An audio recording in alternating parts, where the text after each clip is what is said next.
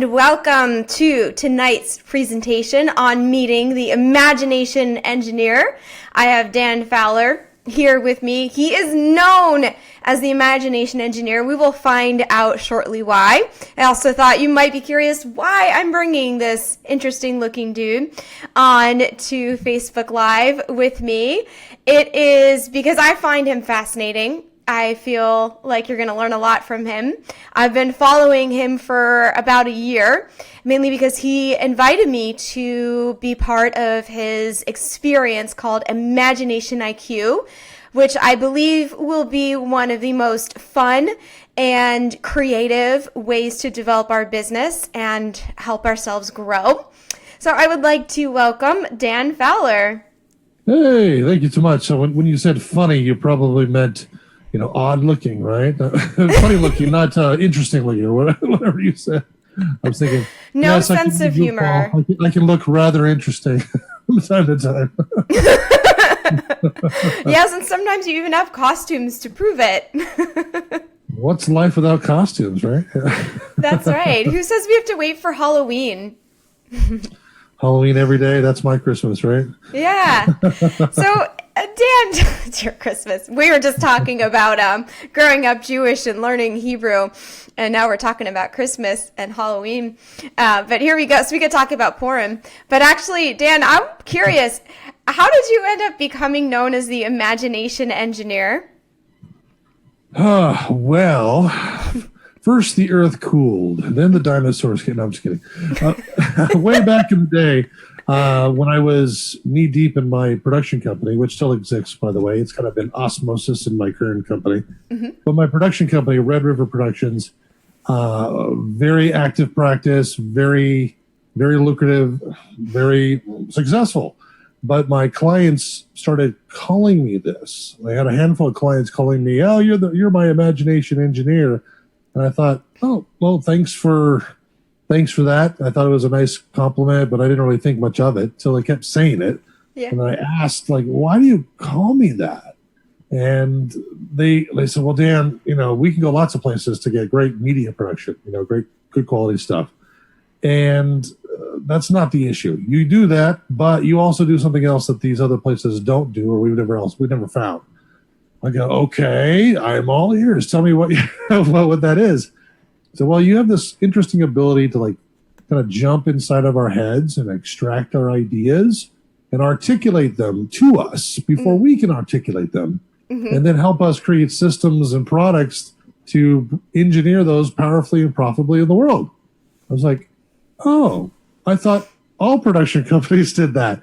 But come to find out, no, they didn't. They actually are wanting the client to tell them what they want and not being able to have that intuitive connection. So over time, it took a while, probably 2.5 years of being told this. I finally owned it. I go, yeah, I am the Imagination Engineer. So I'll take that as my pseudonym, my title, if you will. And ever since, I've never looked back, as that's what I do. And whether it be business, relationships, life, whether I do live events, whether I'm making money, whether I'm at home, I am the Imagination Engineer.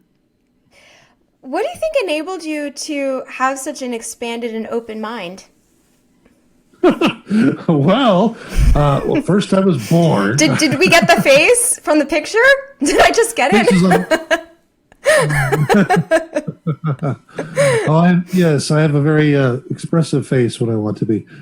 Well, expansive mind. Well, I don't think it has anything to do with my mind. Let's go. Or I guess it does, but not what people think about the mind. The mind is not just this. The mind to me is everything. It's the auric and energetic bodies, plus this physical mass thing we call our bodies, plus the energy fields that we move in and out of all the time. I mean, that's the mind to me, the greater universal mind. So I didn't really develop an expansive mind, because the universal mind is already universal, and it's super expansive. I just kind of opened the door to it, to myself, and allowed myself to experience the universal mind and not be constrained by what other people told me, or what other people were teaching me, or what other people or other situations or organizations or whatever said that this is how it's supposed to be done. I always wanted to know two things. I want to know why is it supposed to be done like that, and is there a better way to do it? And so I would always ask myself that question, even when I come up with the idea, even months down the road. So why do I do it this way? Is there a better way to do it? And most of the time, I sometimes surprise myself and go, yep, there's a better way to do this. I'm going to do it better. I'm going to do it this way now.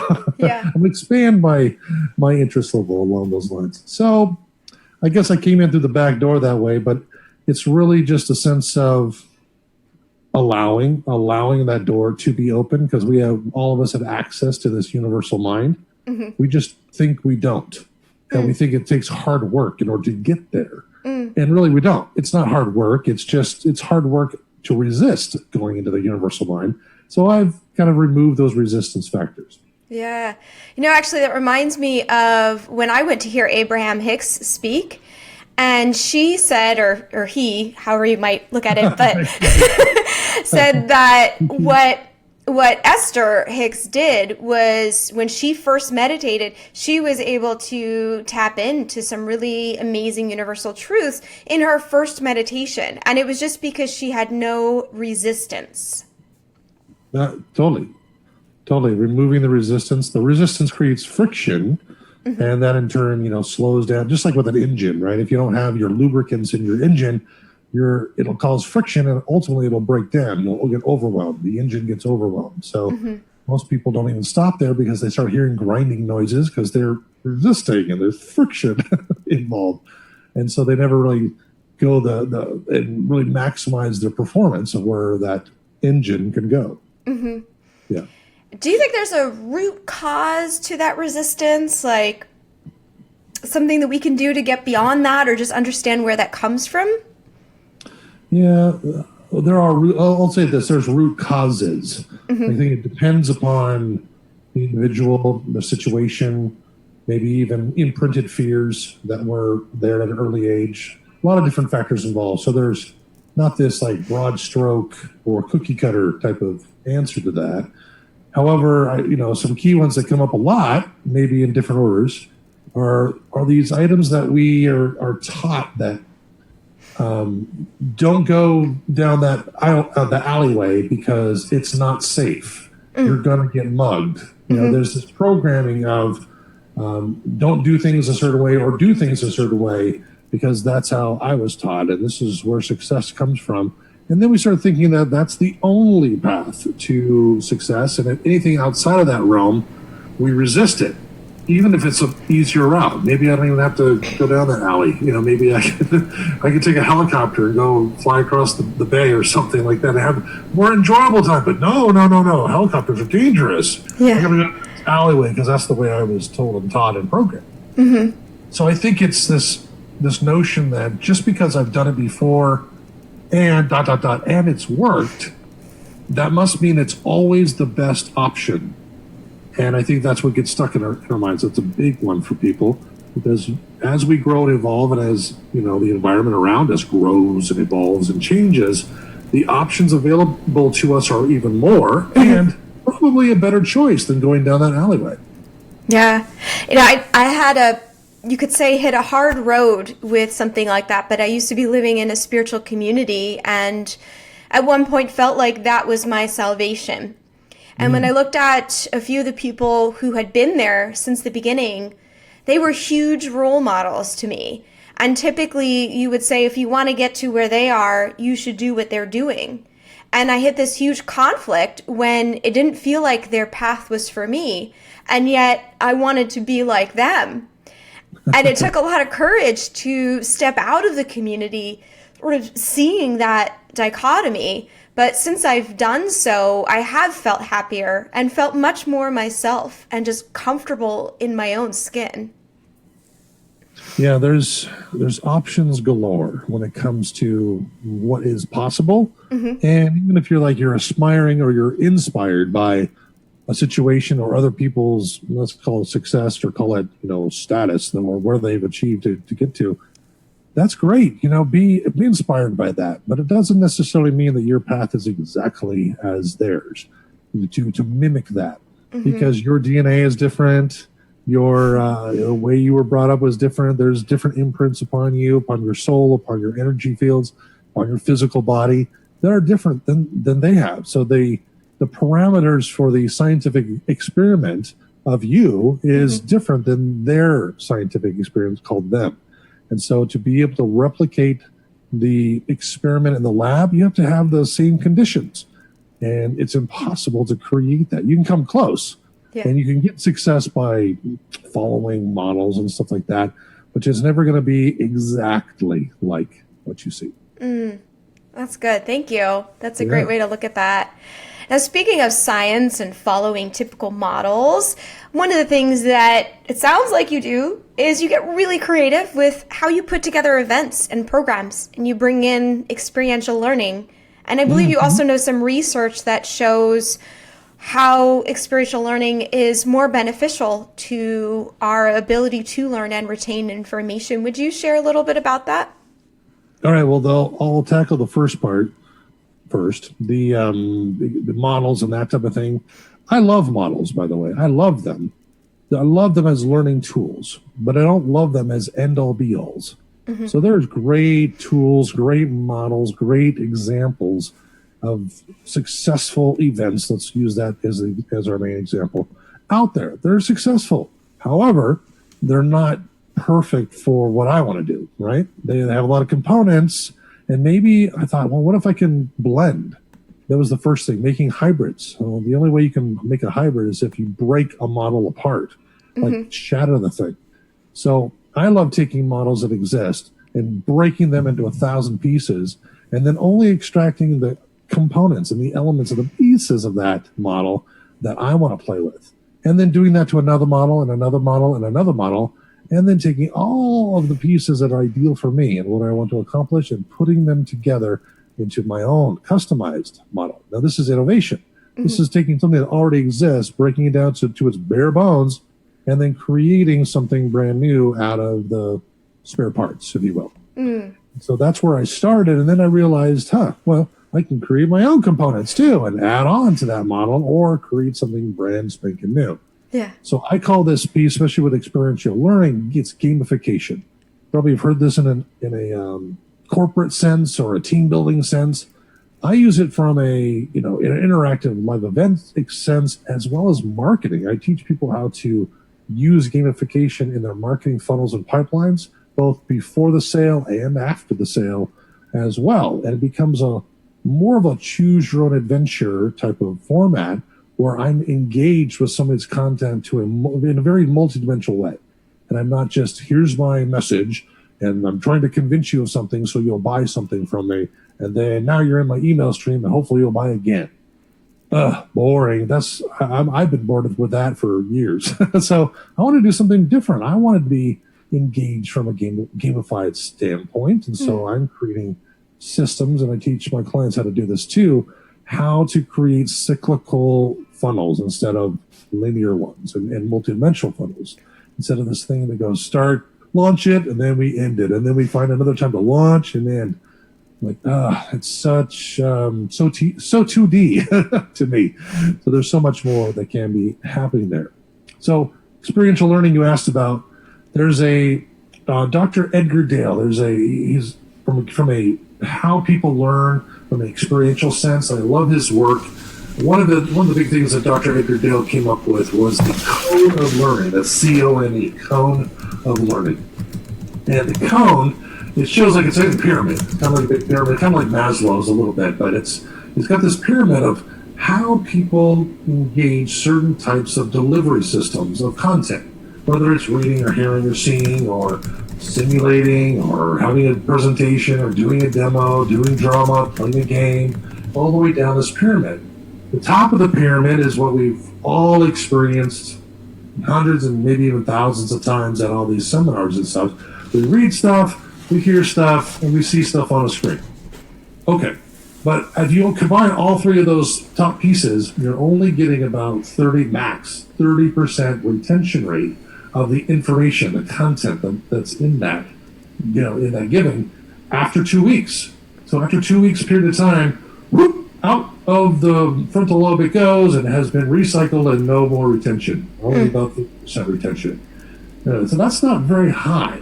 So I'm like, well, what if I could create an atmosphere where a retention level goes up because full-bodied engagement goes up? And that's the last half of the pyramid, or this cone of learning.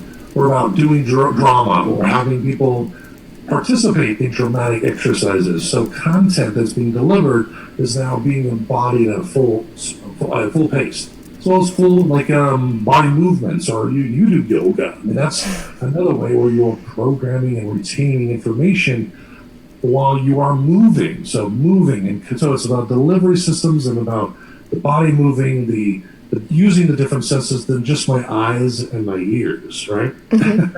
And so ultimately, it's the whole point of gamification is to create hyperbole as well as synthesis between my body, my prospect, or my, I guess you'd call it the experiment I'm playing with, that it's actual real life, or I'm playing as if it exists in a state. And when our brains do this and our whole bodies do this, doesn't know the difference between that and it actually doing it.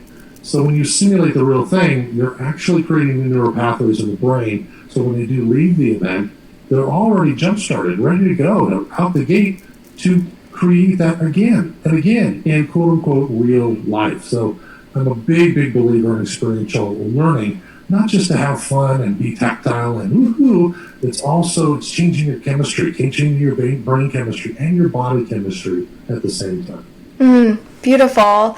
And those of you listening, Dan gave us a rule for those of us speaking at Imagination IQ, which is that we cannot let the audience sit for more than 30 minutes at a time.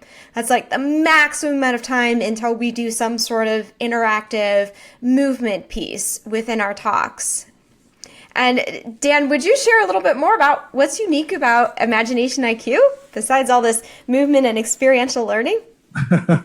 Sure. When I went to, I go to lots of events. So, and I just went to one a couple weeks ago too, and it was another traditional style event.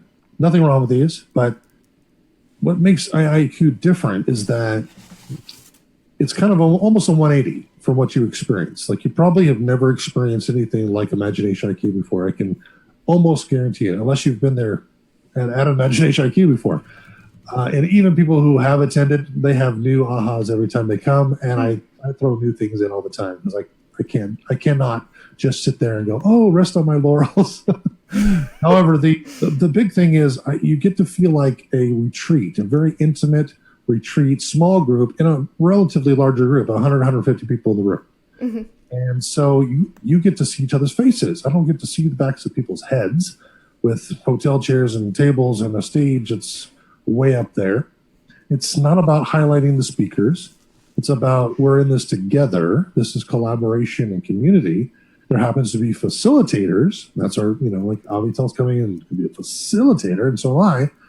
But it's not about, hey, look at me, ego-driven stuff. I'm going to share some things that hopefully open some gateways to that universal mind that we talked about at the beginning of this call. And through the process, you're going to be able to take purposeful exercises, activities, body movements, yes, that are going to guide you down a path of, oh, this is my model, or these are components in my model that I can create custom. I can make my own custom roadmap here to my own success.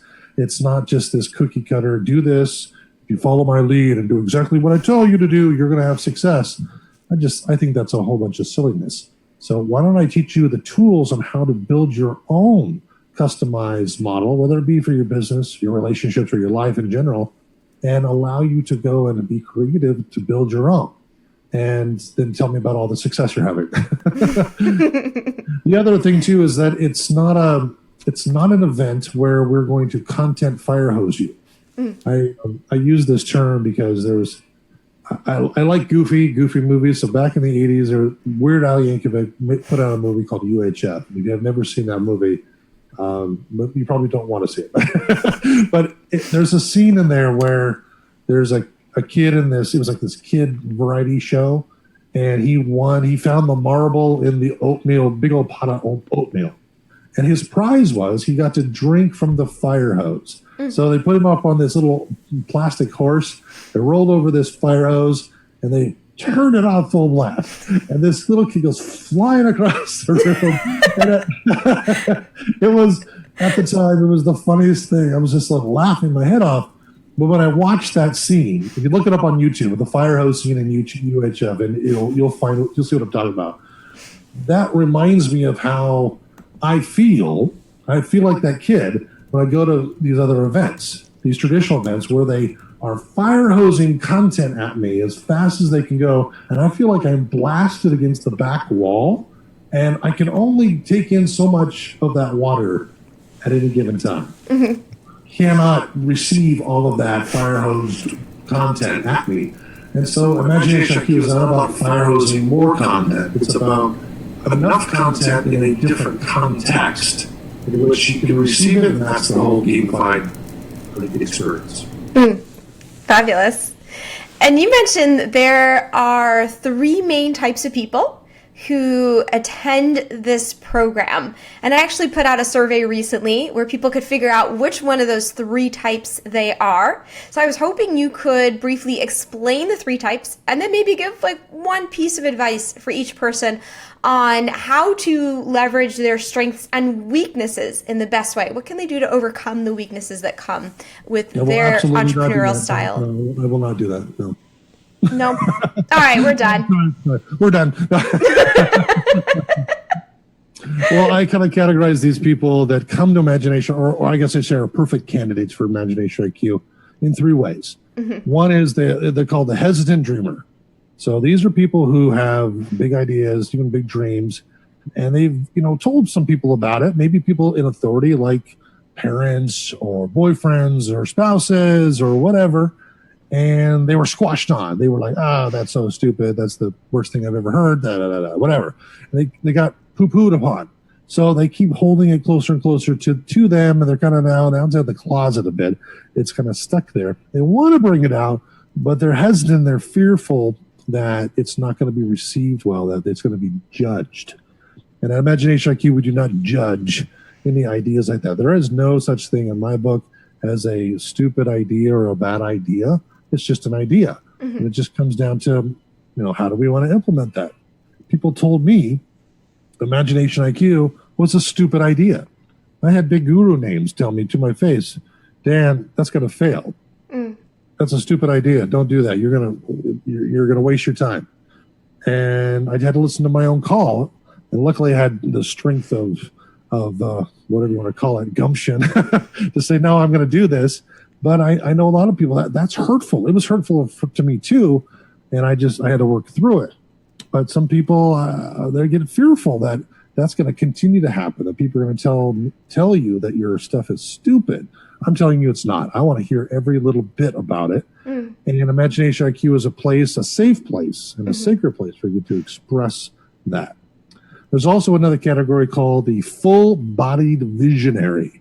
Now, you probably know a handful of these people. They like to wear very bright clothes, very flowing clothes. They're very outgoing. They're very extroverted. And their head is way up in the clouds in a good way. They're very etheric, they have all these grand ideas and how the world's going to be better. And blah, blah. Well, I love them. I love these people. However, they have a hard time bringing their hot air balloon back down to earth and grounding it to be able to bring those great ideas into the world.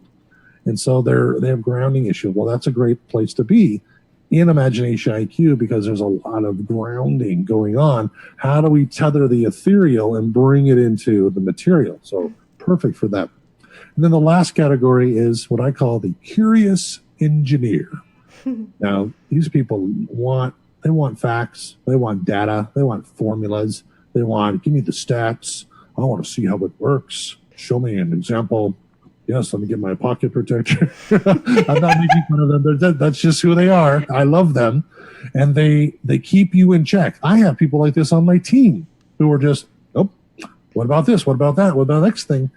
They're coming to Imagination IQ is because they know that they need or they want more imagination and creativity.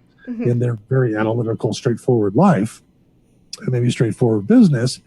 Yet if they're a little afraid to embrace that, because if they did, they think that they might lose their identity as an engineer, the engineer type, right? But what happens is when you bring all those three types of people together, hesitant dreamer, the full-bodied visionary, and the curious engineer, together in the same room, magic happens, because the curious engineer can help the full-bodied dreamer get down into some implementation. And the full-bodied visionary can help the hesitant dreamer express a little bit more, get out of the closet a bit. The three of them together become a power team. And ultimately we call those JV partners or strategic alliance partners. And you'd be surprised what kind of business just happens in our attendees, put aside the speakers. And all of my speakers fit into one of these categories too, or maybe a spattering of them all. And wherever you fit in the spectrum, wherever you fit, you're going to find other components of people and resources in the room, because that's what we draw in. That's who we attract, who are looking for someone like you, and you're looking for someone like them. That's fabulous. Speaking of this idea of bringing the right people together, there's a huge sense of community as part of Imagination IQ. And it's not just the one event that's happening in May in Denver. It's an experience that is ongoing. Amongst the facilitators, we've been meeting once a month to do a mastermind. And then we've been creating other things together outside of that time, which is really, really fun. And then we're all doing all these interviews together on Facebook. And it's just been teaching me so much about how we can support each other and we can collaborate together, and a different way of going about business, which I think is really the wave that we are going through today. So one of the things when I think about who am I inviting to Imagination IQ, I'm inviting people who I want to be part of my community, because we're going to be developing and creating things together. And that's the key. I'm glad you brought that up, because a lot of people out there, they use this word community, and what they're really saying is, I'm the leader and you're the follower. And that's not a community, not to me anyway, not in my book. Community is everyone has a role. Everyone has a job, and with the Imagination IQ community, we call it the Imagine the Good Life community. Everybody's got a role, everybody's got a job, and we all play off of each other. Without each other, it all falls apart. It's not one leader and a bunch of followers. That's maybe a place to start, but most people I'm coming across are beyond that beginning stage. They're in the intermediate to the advanced stage, and we want to go a little deeper down this rabbit hole of what this thing community means. And we're exploring that even more and more in greater depths with Imagination IQ, for sure. Yeah, absolutely. Any final thoughts for us, Dan? Final thoughts? Wow, we went that one fast. No. Well, I would love to, if there's any questions too, that people are watching this live, and that anything I've said or Avital has said, I'd love for you to put that into the comments there, and maybe we can catch those. But I guess for me, it's if I'm to address my last final words before my final meal, is if you're the Last Supper. oh wow, that's going to be some imagery there. Wow, we're talking about Hebrew and we're talking about Last Supper. Where are we going with this? What are you doing in my mind? I think it's just about, if you've done everything. And what I mean by that is, you've gone to tons of conferences. You've probably spent tens of thousands, maybe even hundreds of thousands of dollars over the years on programs and year-long deals, and that's the next thing. All good. We've probably got a lot. I've done this. I've spent the money. I've gone to these things. And I've cleaned great things. I've met some great people. However, you're ready for something a little deeper than just the beginning or slightly intermediate stuff that we have out there. You're more advanced. You're more like on the tail end of intermediate, going into advanced in the sense of your emotional intelligence, your sensibility about who you are, your awareness, your clarity, and your energetic connection to this universe. And you're saying, there's got to be something more than just what I've gone through, more of that. I don't want to go repeat the beginner stuff. Imagination IQ is perfect for you. And in the same breath, I'm going to say it's also fantastic for the person first stepping in to business or to entrepreneurship or whatever it may be. Why? Is because you're going to be able to do quantum leaps ahead of the pack, if you will, by going this route, rather than going to conferences and getting little nuggets. Imagination IQ is not about nuggets. Imagination IQ is about a whole new perception about who you are, to be more, so you can do more. You can go create more, do more good in the world. All the things that you dream about doing, why not turbo boost that? Why not do that instead of having a gold nugget? We have the motherlode mine, the motherlode gold mine. That's what I want. I want you to be showered in the gifts that are available right now. And so we help open some of those doors and some of those avenues, both spiritually, both energetically, and physically in the space for you to maximize all your time, your energy, your resources, and what we call manifesting on demand. Fabulous.